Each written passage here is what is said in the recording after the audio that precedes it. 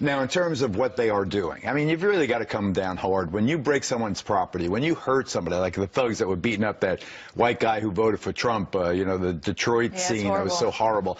That, and the other thing was just as horrible to me was white students shouting white power and build the wall in their schools and putting up signs that say colored people drink from this water fountain, white people from that. I think both that is hate. Hate crime should be prosecuted as such. We should but you're not be intolerant. You're not apples to appling here. We're looking at business being burned down. We're looking at things being thrown at to cops. Me, I'm telling you, Pete, I'm telling you. No, the mass scale of this over 3 days, it's going to grow into the weekend. A hateful act is a hateful act, whether it's that you're seeing or whether it's someone shouting white power. Fair enough. One is speech, as bad as it may be. Another is assaulting cops. What I said was not speech. That's hate. Well, I understand. What's your line of hate speech and speech? I mean, I get it. There's really terrible speech. I was a protester in 1968. I was arrested in 1969 in Washington, D.C.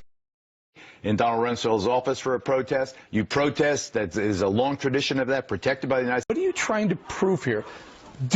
They should do themselves a favor. There's a map out there that shows county by county across America who voted Trump and who voted Hillary Clinton. Now, there are a few counties on both of the coasts that were heavily populated that voted for Clinton, but the vast majority on a county by county basis is red. Most of the counties voted for Donald Trump. We're going to get into the popular vote in a moment. But the hate crime thing, I feel very strongly about. Every state. But in fairness, every state. In your montage, you could have also included those schools where white students simultaneously started shouting white power, build the wall, build the wall. That was very small. Well, I think that would be like we condemn it across the board. No. You can't make a moral equivalence to what happened in Portland, Oregon, where millions of dollars in destruction and the police were put in harm's way and everything else, with some individual loons who may do appalling things. I saw water fountains where the kids had put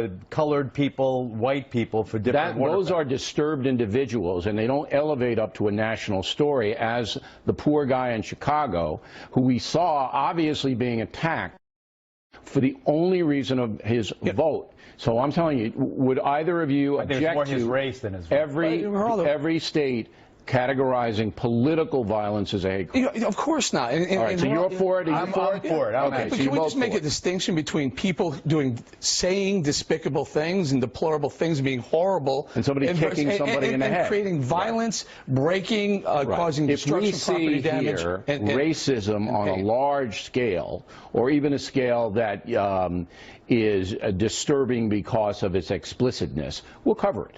But there isn't that right now.